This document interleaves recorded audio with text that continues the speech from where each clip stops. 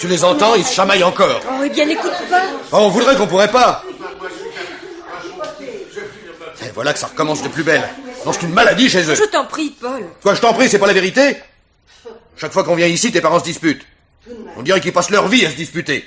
Quelle famille! Cette famille ne vous convenait pas, mon cher Paul. Fallait pas y entrer. C'est Nicole que j'ai épousée, pas sa famille. Nicole et autre chose. Qu'est-ce que vous voulez dire? C'est ce que je dis. Oh non, s'il vous plaît, tante Albertine, ne jetez pas de l'huile sur le feu. À moi, quand on me provoque. Quand on me provoque. Ah, c'est la meilleure, celle-là.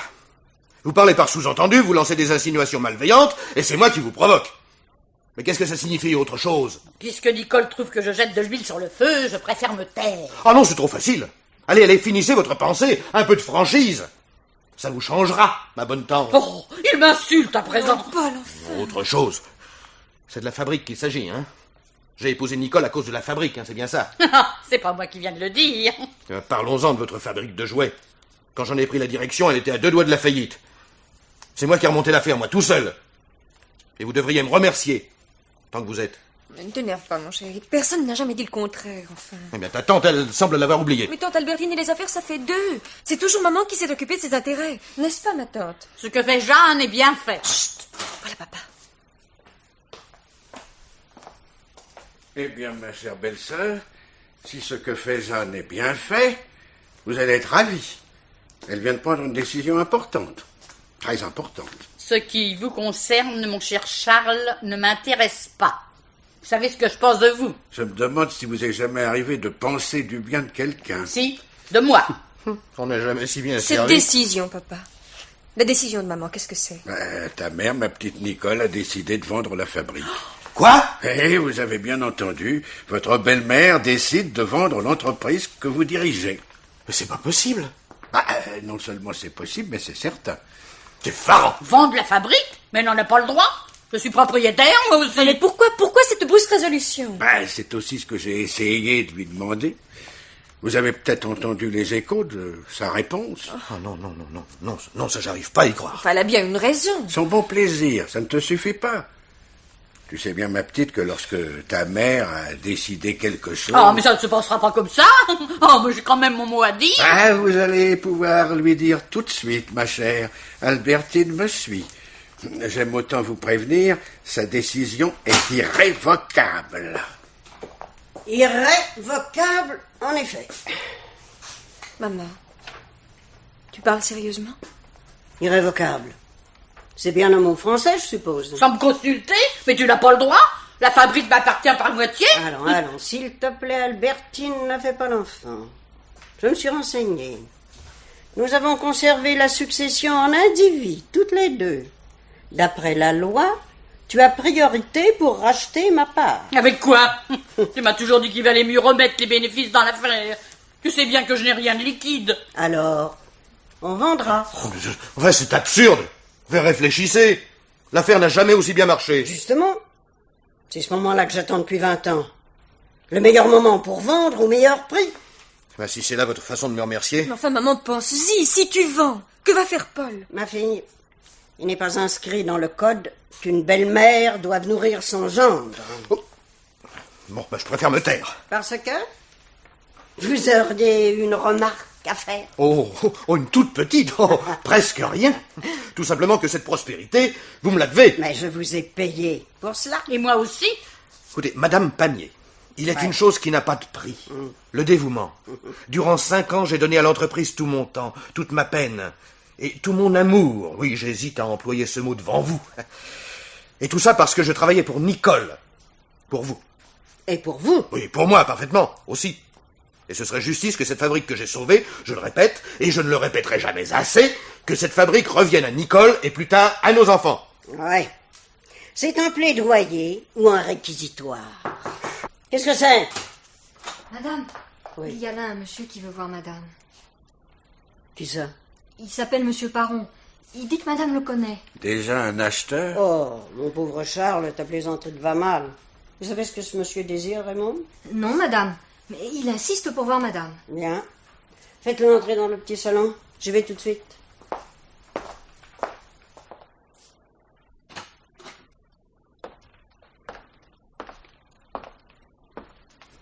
Bonjour, monsieur. Bonjour, madame. Vous êtes bien Madame Jeanne Pamier? Oui, monsieur. Et si je vous rends visite avec quelques jours de retard, c'est que j'étais en déplacement. Ah oui? Mais quel est le but de votre visite? La bonne ne m'a pas annoncé? Et je n'ai pas mentionné ma qualité par discrétion. Alors allons, s'il vous plaît, monsieur, au fait. Et je suis le commissaire Paron, de la Sûreté nationale. Un commissaire de police? Et vous désirez? Ce serait plutôt à moi de vous le demander, madame. Et n'est-ce pas vous qui m'avez envoyé cette lettre? Moi?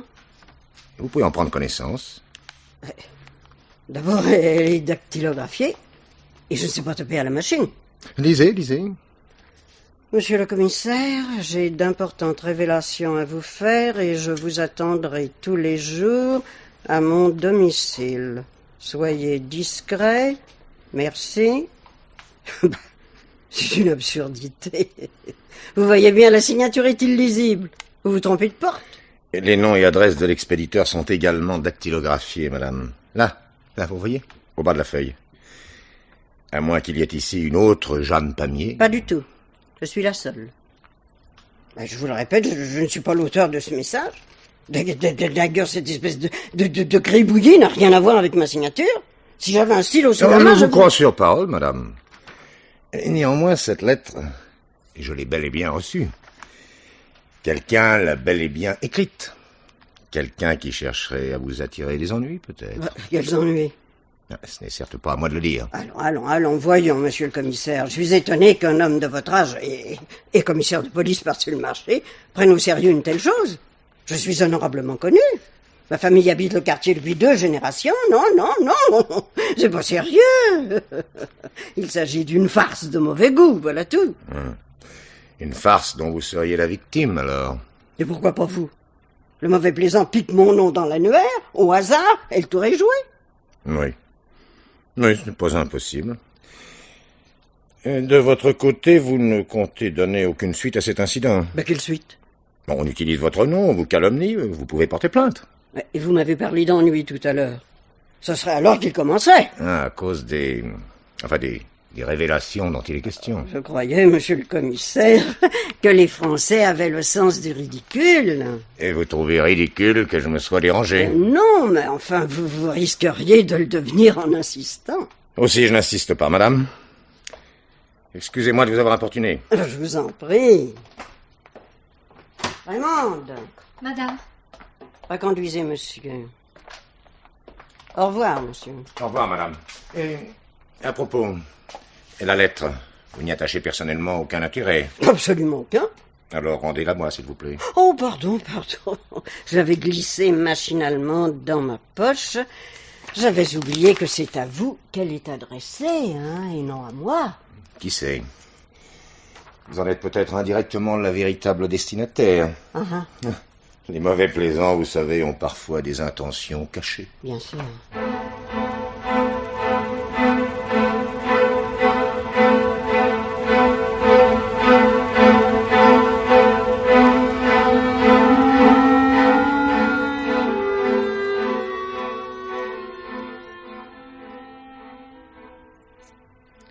Vous le croyez, vous, patron, que c'est une mauvaise plaisanterie?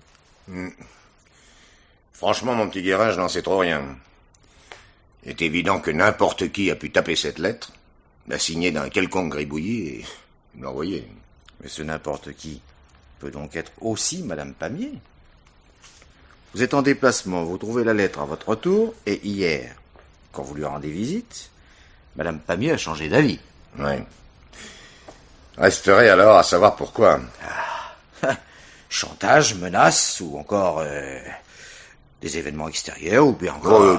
doucement, Guérin. Je sais pas, moi. Tu t'emballes et tu risques de dérailler. Il n'y a pourtant pas 36 hypothèses. D'abord, Madame Pamier est l'auteur de la lettre. Une. Secondo, Madame Pamier a quelque chose à cacher et la lettre vous est envoyée par un tiers. Pourquoi? Ça reste à préciser. Et de 2. Ensuite. Ensuite vient la troisième et dernière hypothèse. Il s'agit vraiment d'une mauvaise plaisanterie. Et nous revenons au point de départ, c'est-à-dire à 0. Patron, et si je téléphonais à Madame Pamier? Tu crois que tu auras plus de chance que je n'en ai eu hier? Oh, patron, vous m'avez très bien compris. Je lui dis que je suis l'auteur de la lettre. On verra bien sa réaction. Elle n'approuve pas du tout ce procédé. Oh. Ah, enfin, tiens, voilà le numéro. Bon, d'accord, patron. Oui, décidément, je n'approuve pas du tout. Enfin, tâche d'être mystérieux. Oui. Allô? Allô? Je voudrais parler à madame Jeanne Pamier, s'il vous plaît. Oui.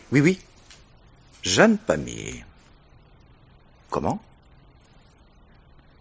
Et quand ça? Oh non, merci, je rappellerai. Ah, ça alors, patron? Mais qu'est-ce qu'il y a? Madame Pamier est morte. Quoi? Oui. Assassinée hier soir ou cette nuit, j'ai pas très bien compris.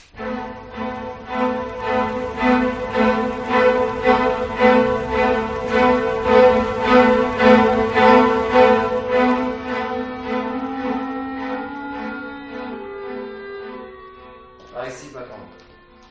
Le crime a eu lieu dans la pièce du fond. Et tu as parlé de la lettre à quelqu'un? Ah, personne. Ah, voilà, on y est. C'est une espèce de salon, bureau, je ne sais pas. Et voyez vous-même. Oui. Rien n'a été touché. Ah, l'agent qui restait en faction jusqu'à mon arrivée m'a affirmé que non. On a emporté le corps pour l'autopsie. Il était là, au pied du divan. Les contours sont marqués à la craie. Qu'a dit le légiste? Oh, rien d'extraordinaire. 3 balles de gros calibre à hauteur du cœur. Vraisemblablement un vieux revolver d'ordonnance qui lui venait de son père et qu'elle conservait dans le tiroir de ce secrétaire. Il a disparu. Par qui sait-on cela? Par la sœur, Albertine Épison. Une vieille fille insupportable, l'œil mauvais avec ça. Toujours prête à cracher son venin. C'est elle qui a découvert le corps? Non. C'est Raymonde, la bonne. En venant prendre son service ce matin à 8h.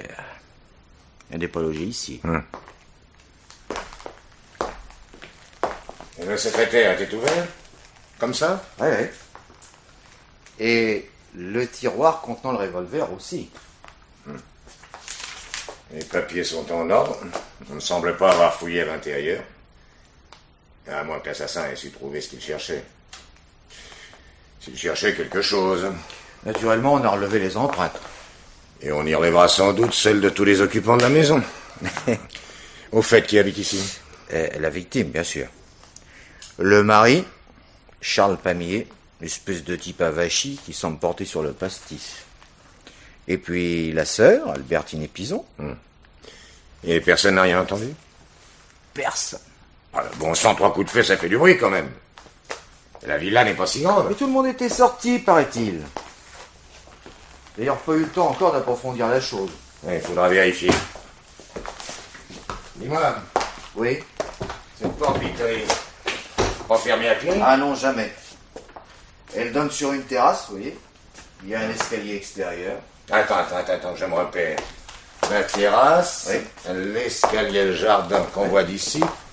Oui, là c'est le derrière de la villa. Oui, exactement. Le boulevard, avec l'entrée principale, est juste à l'opposé. Oui.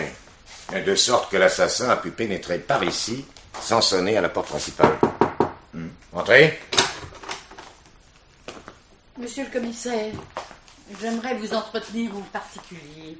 Mademoiselle Albertine Épison, patron. La sœur de Madame Pamier. Et vous pouvez parler devant l'inspecteur Guérin, mademoiselle. Je préfère d'abord fermer la porte. Je tiens à ce que vous sachiez, parce que personne ne vous le dira, je tiens à ce que vous sachiez que mon beau-frère n'a épousé ma sœur que pour son argent. Oui, nous avons hérité de notre oncle cette fabrique de jouets il y a bien longtemps. Et j'ai pas encore eu le temps de vous dire, patron, que Madame Pamier était avec mademoiselle, propriétaire d'une fabrique de jouets que dirige son gendre, Paul Florac. Encore un cassé-nager, celui-là. On ne m'ôtera pas de l'idée qu'il a épousé Nicole. Mais revenons à votre beau-frère. Oui, j'y reviens. Donc, Jeanne et moi, nous vivions tranquillement dans cette maison avec notre oncle. Nous avions rencontré Charles chez des amis communs. Il se disait artiste peintre, un barbouilleur plutôt, oui. Quand nous sommes restés seuls, il s'est incrusté ici, on ne voyait plus que lui.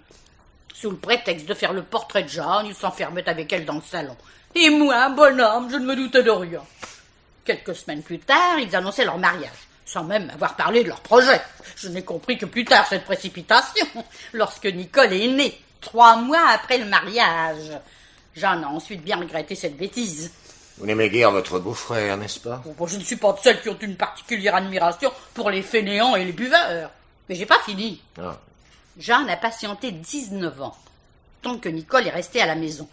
Et puis Nicole s'est mariée l'année dernière. Dès lors, il a été souvent question de divorce depuis 1 an. Et votre sœur, vous en avez fait la confidence? Oh, pas plus que de son mariage. C'était pas son genre. Seulement, on ne vit pas dans l'intimité des gens sans surprendre des conversations, des discussions, des disputes plutôt. Autre part, hier après-midi... Chut!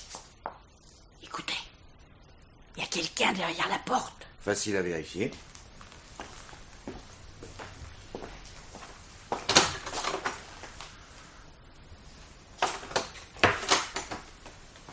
Personne.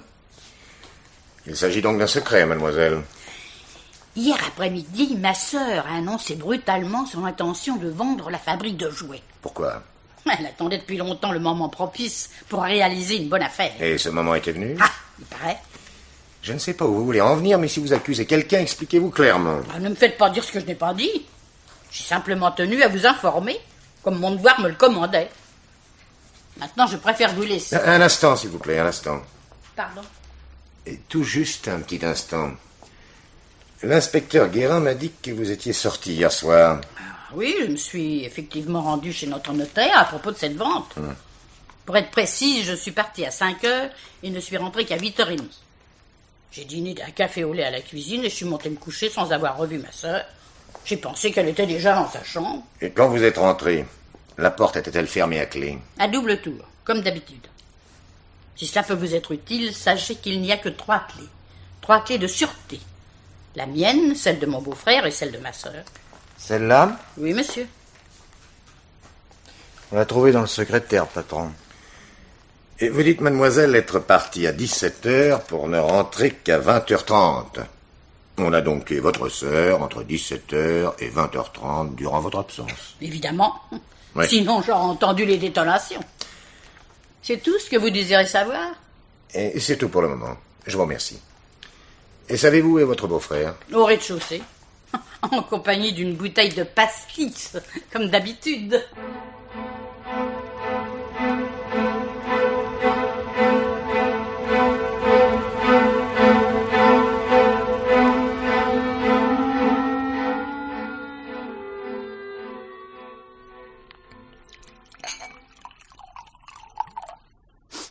Décidément, monsieur le commissaire, vous ne voulez pas prendre quelque chose? Non, merci, monsieur Pamier. Alors tant pis, je boirai en Suisse. Je vous scandalise, n'est-ce pas? Oh, moi, vous savez. Ma femme vient d'être assassinée et moi je déguste mon pastis, comme si de rien n'était, avec même un certain plaisir. Vous êtes libre de vos sentiments? Le chagrin ne se commande pas. Du chagrin, personne ici n'en a. Personne ne peut en avoir, sauf peut-être ma fille, et encore. Jeanne était un monstre d'égoïsme, une araignée qui nous avait tous pris dans sa toile et qui nous dévorait peu à peu. Tout le monde tremblait devant elle. Même vous? Oui, même moi. Je la haïssais, monsieur le commissaire. Eh bien, avec vous, au moins, on sait à quoi s'en tenir. Je la haïssais parce qu'elle a fait de moi ce que je suis devenu. Un pauvre type. Cet alcoolique dont la main n'est même plus capable de tenir un pinceau. Vous avez cessé de peindre? Oh, il y a bien longtemps. Dès que je me suis rendu compte que je n'avais aucun talent. Et monsieur Pamier, je vais être franc avec vous. Alors, parlez-moi de la lettre qui a motivé votre visite hier après-midi. Hein? Vous êtes au courant? Pour la visite, tout le monde est au courant. Raymond vous a reconnu ce matin. Pour la lettre, c'est ma femme qui m'en a parlé hier, après votre départ. Elle était persuadée qu'il s'agissait d'une farce qu'on vous avait faite, Et vous vous y étiez laissé prendre comme un imbécile. Hein. Je n'osais vous le répéter. N'empêche qu'on l'a assassiné peu de temps après ma visite. Oui, je ne comprends pas. A-t-elle parlé de cette lettre à d'autres que vous? Non, pas à ma connaissance. Ma fille et mon gendre sont repartis pendant que ma femme était avec vous. Quant à Albertine, ma belle-sœur, l'annonce de cette vente, je ne sais si vous êtes également au courant. Et la vente de la fabrique de jouets, je sais. Oui, Albertine était révoltée, vexée aussi que sa sœur ne lui en ait pas parlé. Elle tenait à cette fabrique par des liens affectifs, d'abord, par souci de sa sécurité, ensuite. Et elle était menacée de quoi? Vous m'avez mal compris. De sa sécurité financière, s'entend. Les deux sœurs possédaient l'entreprise en indivis. Tant que la fabrique était là, la loi sauvegardait les intérêts de l'une comme de l'autre. Albertine aurait été incapable de gérer sa fortune toute seule. Plus de fabrique, plus de garantie. Elle ne faisait donc pas confiance à sa sœur. Albertine? Confiance en Jeanne? Tout en vivant dans son ombre, elle la détestait. La haine du faible contre le fort. Vous non plus, elle ne vous porte pas dans son cœur. Comme je le lui rends bien. Nous sommes quittes. Remarquez que, à sa décharge, je suis toujours l'intrus, celui qui s'est glissé dans leur intimité. Et puis... Bon, c'est une vieille histoire. Il y a 20 ans, quand je fréquentais la maison, Albertine s'est imaginé que c'était pour elle que je venais. Amoureuse de vous? Oh, depuis, ça lui a passé. Enfin, du moins, je l'espère. À l'époque, oui, je crois que notre mariage lui a porté un rude coup. Elle avait fait une scène terrible à Jeanne. Elle ne nous a jamais pardonné. Menteur! Menteur! Vous êtes un menteur! Moi, amoureuse de vous? Entendons une chose pareille. Ça vous apprendra à écouter aux portes. Moi, amoureuse de vous. D'un ivrogne, d'un bon à rien. Vous n'allez tout de même pas le croire, monsieur le commissaire. Ma sœur aurait dû le mettre à la porte dès le premier jour. Oui, pour que vous puissiez me mettre dans votre lit. Malotru! Grossier personnage! Oui. Pauvre type! Oui. Je préfère moi-même! Ouais. L'amour, la jalousie, la haine, le processus normal. Vous ne voulez toujours rien boire? Et je n'ai pas soif, merci. S'il fallait attendre d'avoir soif pour boire.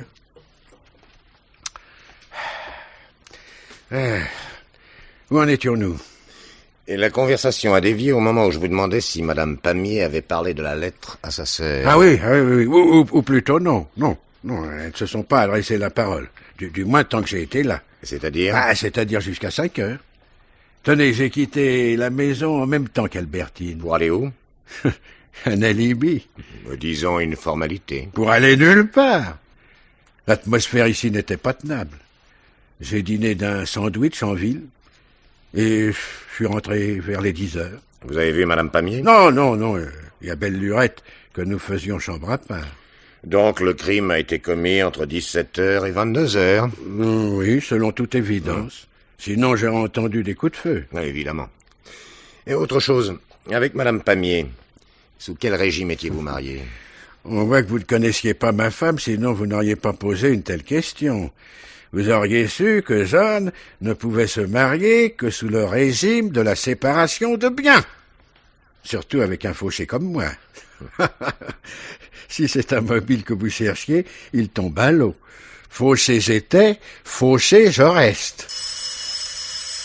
Permettez? Je vous en prie.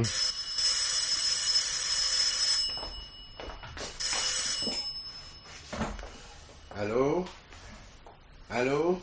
Oui, c'est moi. Ah, c'est toi, ma chérie. Non, rien de nouveau. Oui. Le commissaire est encore là. Et toi, où es-tu? Ah, si j'avais su, je... Non, mais non, bien sûr, c'est pas grave, c'est pas bien grave. À tout à l'heure, ma chérie. Bon, est-ce que je peux vous être encore utile? Oui, en me disant qui vous téléphonait, par exemple. Ça vous intrigue, hein? Quelqu'un que j'appelle ma chérie. C'est votre fille? Bravo pour votre perspicacité. Son mari devait s'occuper des pompes funèbres et il y a envoyé toute seule. Et votre gendre, alors, où est-il? À la fabrique, pardi. La fabrique, c'est sa vie.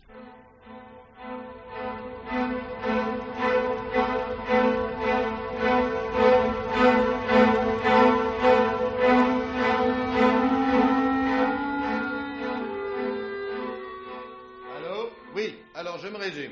Les poupées ont été expédiées avant-hier. Quant aux jouets mécaniques, ils partiront à la fin de la semaine. C'est ça. Oui, sans faute, oui, je m'en occupe moi-même. C'est ça. Bonjour, monsieur. Oh, vous disiez donc, monsieur le commissaire? Et je ne disais rien, monsieur Florac, mais je pensais que vous êtes un homme très occupé. Et je m'en félicite. Car autrement, ce serait que les affaires ne marchent pas. Et je me suis laissé dire que si elles marchent si bien, c'est à vous qu'on le doit. Toute fausse modestie mise à part, c'est exact. Voyez-vous, quand j'ai pris la direction de l'entreprise, elle était à 2 doigts de la faillite. Ils en étaient encore à fabriquer des jouets sur des maquettes de 1925, mais avec des matériaux de l'époque. Oui, le vieux directeur qui me précédait et qui datait presque de la fondation semblait ignorer jusqu'à l'existence des matières plastiques. Ah, avec les matières plastiques, monsieur. On travaille 10 fois plus vite, on vend 2 fois moins cher, et on gagne 5 fois plus. Et alors là, j'ai opéré une véritable révolution. Madame Pamier n'avait donc pas à se plaindre de vous. La preuve, c'est qu'elle m'a donné sa fille en mariage. Et s'assurer de mon dévouement en me faisant entrer dans sa famille, elle y trouvait son intérêt. Et j'ai entendu un autre son de cloche. Oui, je ne voudrais pas faire un mauvais jeu de mots, mais en l'occurrence, la cloche, c'est tante Albertine, n'est-ce pas? Oui. Elle est persuadée que j'ai épousé Nicole à cause de la fabrique et que Madame Pamier s'est laissée manœuvrer. Et c'est faux, naturellement. Enfin, Madame Pamier se laissait manœuvrer. Ah, on voit bien que vous ne la connaissiez pas. Oui, on m'a déjà fait cette réflexion. Et cependant, les affaires sont prospères, elle a confiance en vous au point de vous donner sa fille en mariage, et puis, sans crier gare, elle décide de vendre. Les deux choses ne vous semblent-elles pas incompatibles? C'est aussi la question que je me suis posée. Et vous vous êtes répondu? Peut-être. Seulement, pour que vous me compreniez, il faudrait d'abord vous brosser un portrait de ma belle-mère. Et ça, il est difficile de vous camper en peu de mots cette femme autoritaire qui ne s'intéressait à rien d'autre qu'à sa propre personne. Un monstre d'égoïsme, m'a dit son mari. Ah, l'expression lui va comme un gant. Enfin, lui allait plutôt. Non, elle n'aimait ni sa sœur, ni son mari. Et sa fille? Pas plus que les autres. Nicole n'était pas une enfant désirée. Elle a assez souffert de l'indifférence de sa mère, pour ne pas être méchante. Et pour Nicole, le mariage était une délivrance.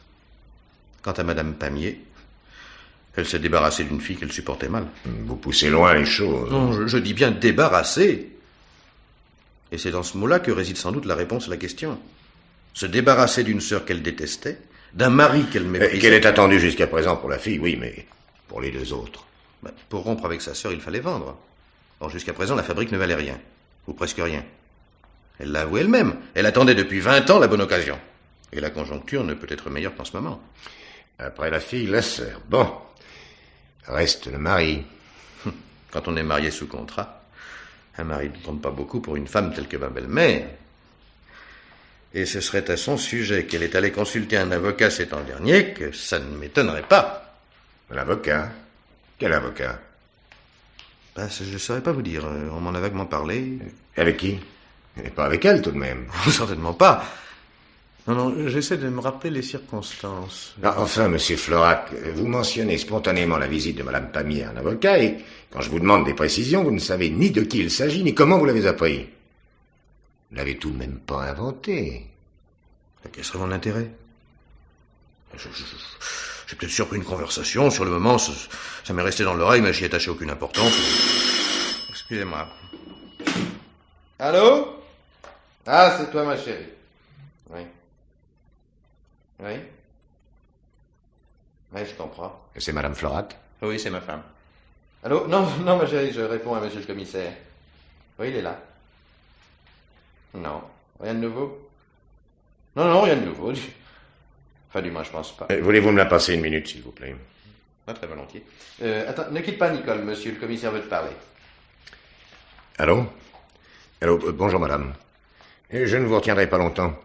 Et savez-vous si votre mère était allée consulter un avocat ces temps derniers? Non. Aucune idée. Et... Bon, oui, je vous remercie. Et je vous repasse, monsieur Florac. Merci. Allô? Oui, je t'expliquerai. C'est ça, tout à l'heure. Ma femme est très courageuse. C'est elle qui a accompli les démarches aux pompes funèbres. On ne peut compter ni sur mon beau-père, ni sur la tante Albertine. Et moi, j'avais des problèmes urgents à résoudre ici. Que se serait-il passé si madame Pamier avait vendu? Ce serait passé. Oui. Je comprends pas très bien votre question. Je veux parler de vous, de votre situation. Ah, nous y voilà enfin. À vrai dire, je m'étonnais un peu que vous n'ayez pas encore abordé ce sujet. Non. Non, monsieur le commissaire, je n'ai pas tué ma belle-mère pour conserver la fabrique. Ce qui signifie que vous auriez pu le faire. Car en définitive, c'est madame Florac qui hérite. Enfin. Vous me voyez alors chez ma belle-mère, revolver au poing. Puisque vous vendez, je vous tue. Non, autant signer mon crime, puisque j'y étais. Les crimes ne sont pas toujours prémédités. Enfin, non, c'est pas sérieux. Ça ne le sera plus du tout, mais plus du tout si vous pouvez justifier de votre emploi du temps hier entre 17h et 20h30. Oh, c'est facile. Après avoir quitté la villa de ma belle-mère avec ma femme, j'ai terminé l'après-midi ici au bureau et je suis rentré chez moi. Malheureusement, je n'ai pas l'habitude de chronométrer mes déplacements. Enfin, en tout cas, j'étais chez moi vers 19h. Ça, ma femme pourra vous le confirmer. Je me contente de votre affirmation. Bon, alors, si vous n'avez plus de questions, je vous demande la permission d'aller donner quelques ordres. Et pouvez-vous me rendre un petit service, s'il vous plaît? Avec plaisir. Et j'aimerais que vous me tapiez quelques mots avec votre machine à écrire. Et à votre disposition, le temps de glisser une feuille sous le rouleau. Voilà, je suis prêt. Alors, je dicte.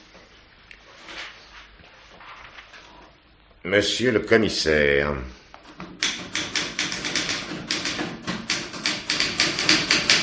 Monsieur le commissaire, c'est une lettre? C'est une lettre, oui, sous forme de lettre. Oui. Je continue. J'ai d'importantes révélations à vous faire. Je vous préviens, je ne signerai jamais ça. Rassurez-vous, monsieur Florac. Je ne vous demanderai jamais ni de signer, ni même de continuer. Ça suffit amplement.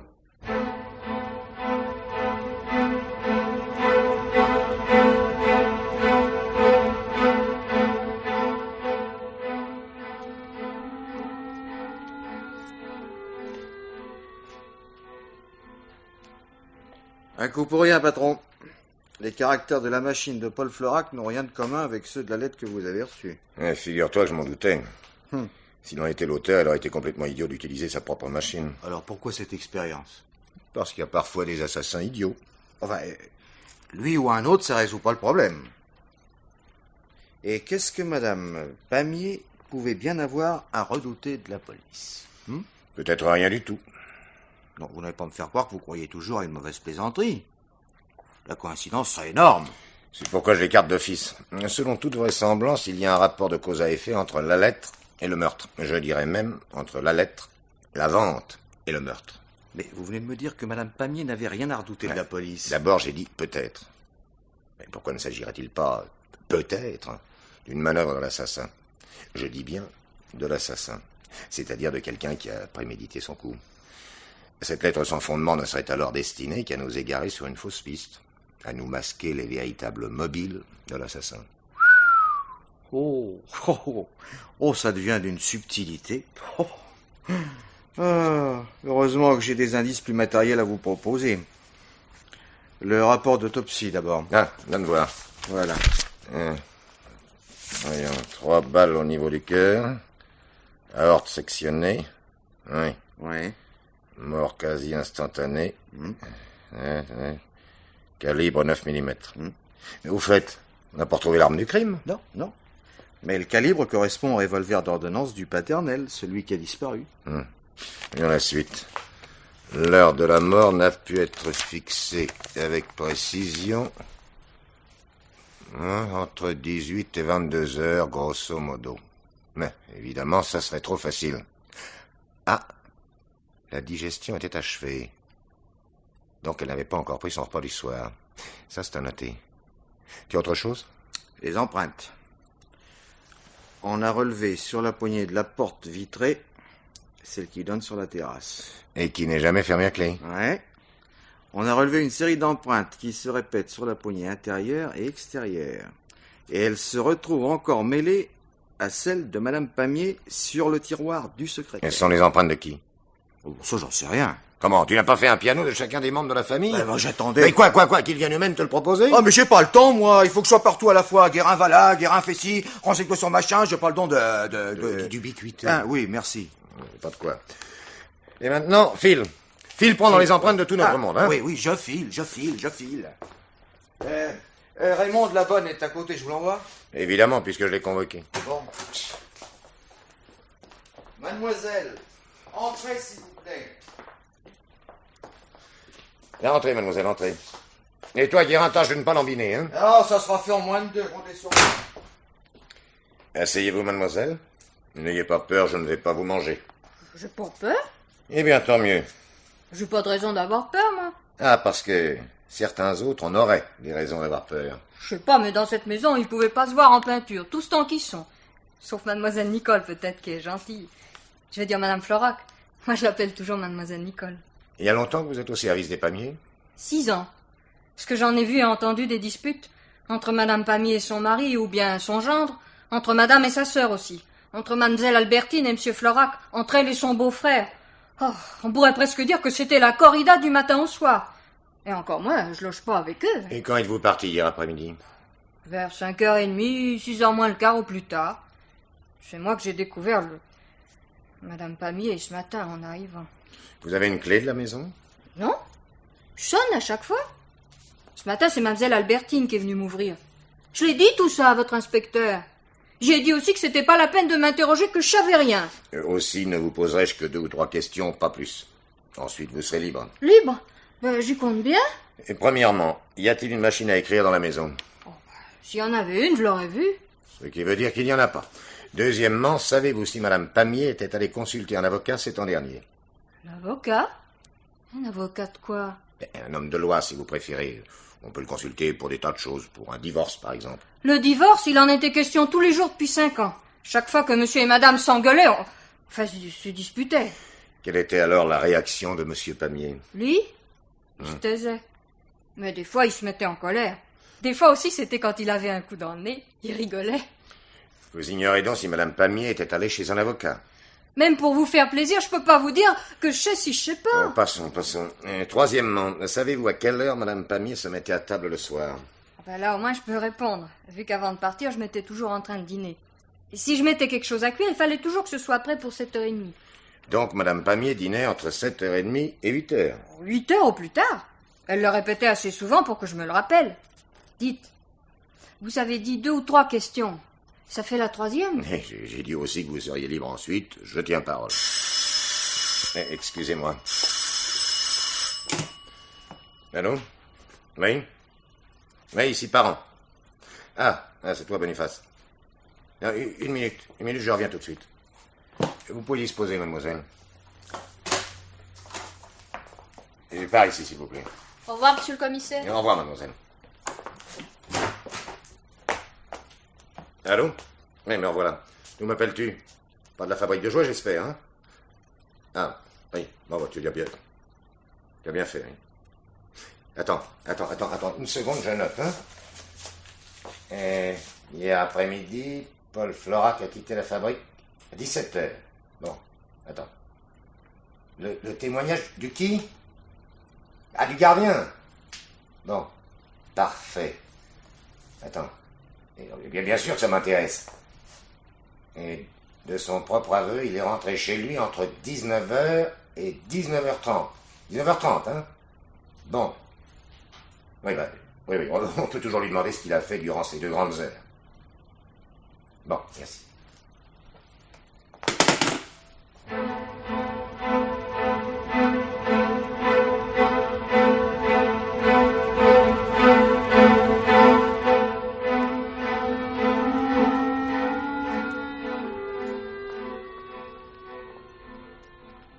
Voyons, monsieur Florac, voyons. Même à pied, il ne faut pas 2 heures pour se rendre de la fabrique à votre domicile. En marchant normalement, un de mes inspecteurs a mis à peine 20 minutes. Et qui vous dit que je suis rentré directement? J'ai fait des courses dans le centre. Quelle course? Oh, je croyais que je me rappelle. Bon, mais des courses sans importance. Alors, ce matin, c'était l'avocat, à présent, ce sont les courses. Une mémoire défaillante à ce point, c'est fâcheux pour un homme d'affaires.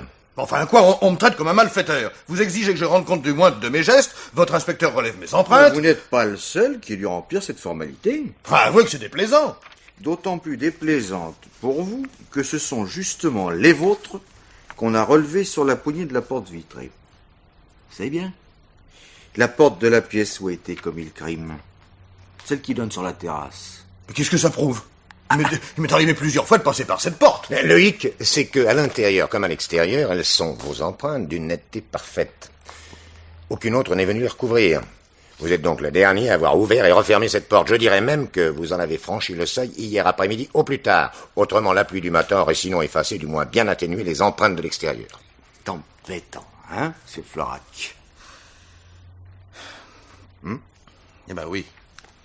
Oui, je suis revenu hier après-midi pour revoir ma belle-mère.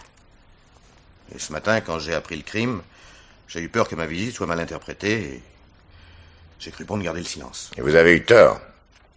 À quelle heure votre visite? Entre 5h30 et 6. Ma belle-mère se tenait souvent dans cette pièce qui lui servait de bureau. Et comme je voulais la voir sans témoin, je suis monté directement par la terrasse. Et effectivement, elle était dans la pièce. Qu'aviez-vous donc à lui dire, sans témoin? Oh, je l'ai... Je suis pas très fier. Je l'ai supplié de ne pas vendre. J'ai essayé de faire jouer la corde sensible. Sa fille, ses futurs petits-enfants. Autant s'adresser à un mur. Je suis reparti un quart d'heure plus tard, humilié, mais pas plus avancé qu'avant. Ouais. Vous croyez pas? Ah, nous, on voudrait bien. Seulement, il y a un deuxième hic. C'est que vos empreintes se trouvent également, mêlées à celles de Madame Pamiers pour être exact, elles se trouvent aussi sur le tiroir du secrétaire. Le tiroir qui contenait le revolver.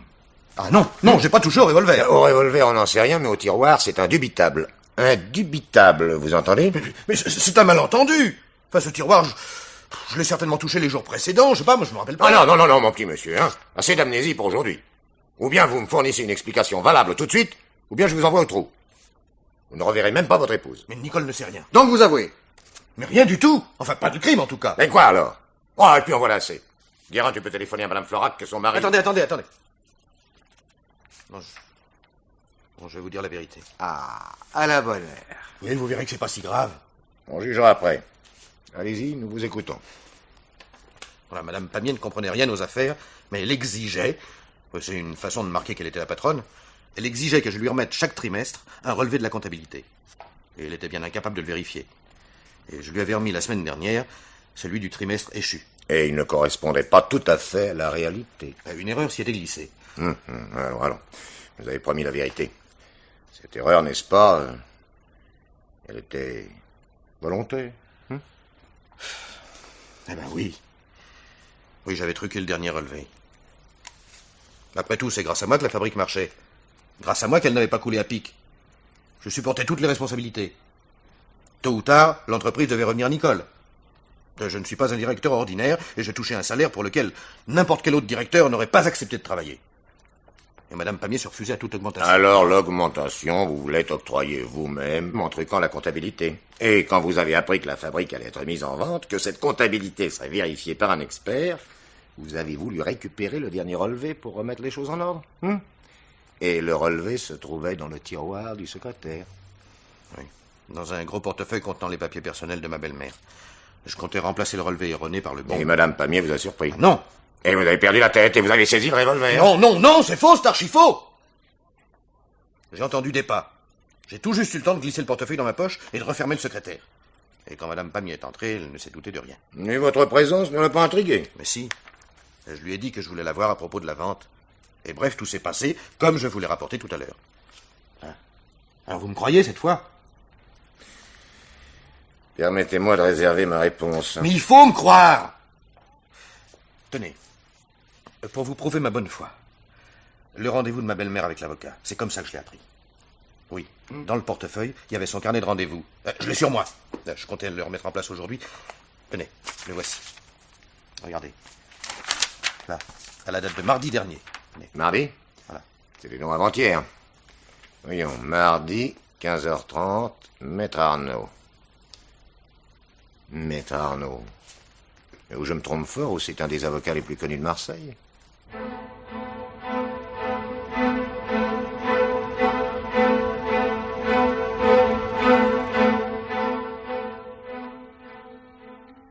Je sais très bien, maître, que vous avez le droit de vous retrancher derrière le secret professionnel. Mais cependant, Madame Jeanne Pamiers a été assassinée. Monsieur le commissaire, il n'y a en l'occurrence aucun secret professionnel pour la bonne raison que je n'ai jamais rencontré cette personne, ni de près ni de loin. Non, pardon. Non, vous m'étonnez, maître. Vous voyez ce carnet de rendez-vous. Et voici le mien. Jeanne Pamiers n'y figure pas plus mardi après-midi que les autres jours. Je regrette. Un instant, s'il vous plaît. Cette photo, ne vous dit rien? Ah, mais si. Mais ça change tout. Ah non, et cette personne-là, je l'ai bien vue mardi. Mais pas sous le nom de Jeanne Pamiers. C'est pourtant le sien. Et moi, je vous assure qu'elle ne m'a pas donné ce nom-là. Non, c'est... Tenez, mon carnet de rendez-vous, le voilà, mardi 15h30, Jeanne Catalan. À moins que... Ah oui, ça j'aurais dû y penser. Elle m'a sans doute donné son nom d'auteur. Son nom d'auteur? Son pseudonyme, si vous préférez. Oui, elle était bien romancière. Jamais de la vie. Alors là, je n'y comprends plus rien. Cette personne est venue me consulter en me disant qu'elle était romancière, qu'elle écrivait un roman et qu'elle avait besoin de renseignements sérieux, s'appuyant sur les références authentiques pour la véracité de son histoire. Vous ne trahirez donc pas le secret professionnel en me les rapportant? Ah, certes pas. En 2 mots comme en 4, la situation de son héroïne était la suivante. Un maître chanteur veut faire chanter une femme pour un crime qu'elle a commis 20 ans plus tôt.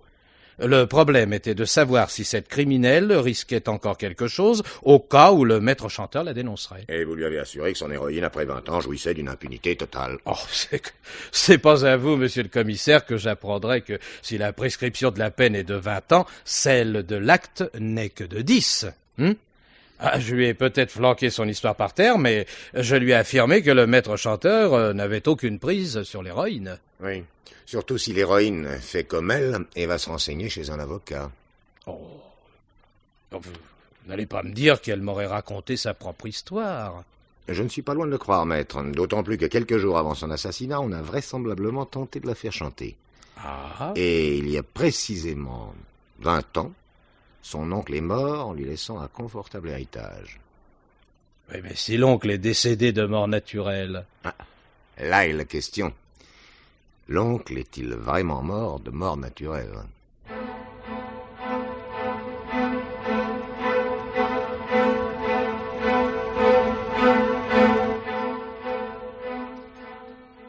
Alors, mademoiselle Albertine, racontez-moi la mort de votre oncle. Il n'y a rien à raconter, ou si peu. Notre oncle était vieux, usé, il avait une très grave maladie de cœur. Qu'il soignait? Le docteur Simier, un vieux docteur de la famille. Il y a bien une dizaine d'années qu'il est mort, le cher homme. Je voulais dire, qui s'occupait de votre oncle ici? Ma sœur et moi. Ma sœur surtout, parce que moi j'ai horreur des malades. D'ailleurs, j'étais pas à Marseille quand mon oncle est décédé. Vous étiez où? À Lourdes. Jeanne et moi, nous étions déjà inscrites pour le pèlerinage de Marseille quand notre oncle s'est alité. Jeanne a insisté pour que je parte quand même. Alors, j'ai dû rentrer précipitamment. Patron, est-ce que je pourrais vous dire un mot? Je vais vous laisser. Vous êtes chez vous, mademoiselle, je ne voudrais pas... Mais si. Si vous avez besoin de moi, je suis dans la maison. Merci.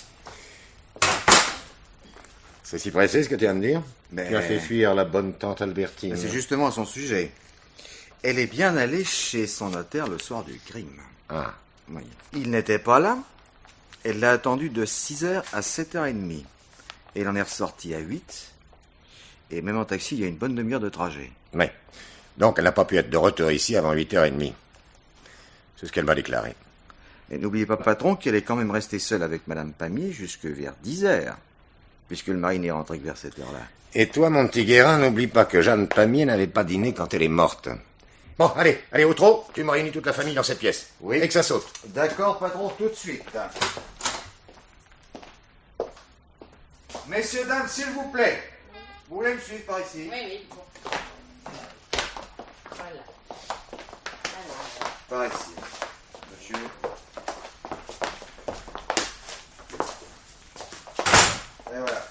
Rassurez-vous, je n'ai rien d'un conférencier, je serai bref. Le meurtrier de Jeanne Pamiers... Qui est-ce? Qui? Si vous connaissez le coupable, dites-le. Un peu de patience, s'il vous plaît.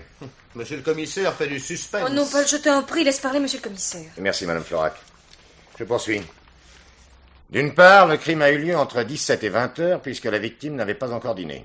D'autre part, la porte d'entrée étant fermée à double tour, la clé de Madame Pamiers ayant été retrouvée sur le secrétaire et les deux autres étant en main de Monsieur Pamiers et de Mademoiselle Albertine, absents à ce moment-là, il en résulte que le meurtrier est entré nécessairement par la porte vitrée donnant sur la terrasse. Or, la seule personne ayant franchi cette porte depuis hier après-midi... Non, ce n'est pas vrai. Vous m'accusez à tort. C'est vous, monsieur Paul Florac. Paul! Mais il est parti avec moi, monsieur le commissaire. Mais il est revenu. Mais dis-lui que c'est faux, Paul, défends-toi. Non, Nicole, c'est la vérité. Je suis revenu. Paul! Mais j'ai tout expliqué. Enfin, je vous ai tout expliqué, monsieur le commissaire. Sauf une chose. C'est comment il se fait que sur le tiroir contenant le revolver, il n'y ait eu que les empreintes de Madame Pamiers et les vôtres. Et aucune autre. À moins que vous ne m'expliquiez cela aussi. Alors, tu es revenu?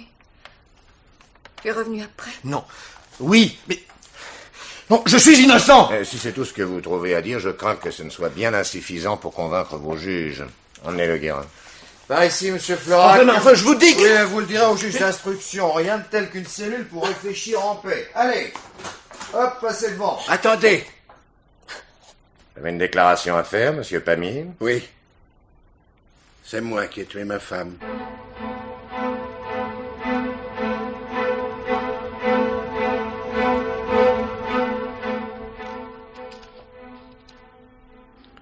Je savais, monsieur Pamiers, que vous ne laisseriez pas arrêter un innocent. Surtout pas le mari de votre fille. On appelle cela une ruse de guerre, n'est-ce pas? Et si je n'avais rien dit? Je savais également que c'était vous le coupable. Le coupable qui devait avoir eu la possibilité de pénétrer dans la maison entre 17 et 20 heures et qui devait aussi être l'auteur de la lettre. Vous étiez le seul à réunir ces deux conditions. Votre gendre est bien revenu, mais il ne pouvait pas savoir ce qui s'était passé 20 ans plus tôt. C'est-à-dire que Madame Pamiers avait profité de la maladie de son oncle pour l'assassiner. Vous ne protestez pas? Vous avez raison, ce serait inutile. Un vieil homme terrassé par une maladie de cœur, il ne doit pas avoir fallu grand-chose pour l'endormir à tout jamais. Endormir, oui. C'est le terme exact. Il a suffi de 3 ou 4 comprimés de somnifères. Mais elle l'a fait sans mon accord. Elle n'a d'ailleurs jamais eu besoin de l'accord de personne pour tout ce qu'elle a fait. Oh, ne croyez pas surtout que je cherche à minimiser ma responsabilité. À présent, ça n'a plus d'importance. Plus aucune importance. J'ai vécu 20 ans à ses côtés. J'ai tout supporté à cause de Nicole, ma fille. C'est pour elle aussi que j'ai tué. Pour lui conserver la fabrique. Les jours précédents, vous aviez cependant tenté l'impossible pour dissuader votre femme de vendre. Vous êtes même allé jusqu'au chantage. Avec Jeanne, tous les moyens étaient bons. J'étais prêt à tout pour conserver l'entreprise. Oh, pas pour moi, croyez-moi. Je vous crois. Vous étiez marié sous le régime de la séparation de biens. Vous saviez donc, avant les autres, que Madame Pamiers avait l'intention de vendre. Je l'avais appris en lisant par hasard une lettre inachevée, destinée à son notaire. Alors je lui ai mis le marché en main, où elle renonçait à vendre, où je la dénonçais à la police. Elle m'a ri au nez. Ce serait m'accuser moi-même. J'étais complice, je serais condamné, etc., etc. Mais je vous l'ai dit, moi, j'étais prêt à tout. Alors je vous ai envoyé cette lettre pour que vous veniez la voir, qu'elle prenne peur, vraiment peur. Quelle machine avez-vous utilisée? J'en ai loué une, un après-midi. J'ai tapé la lettre dans un café. Malheureusement, vous n'êtes pas venu tout de suite. Jeanne avait eu le temps de se renseigner.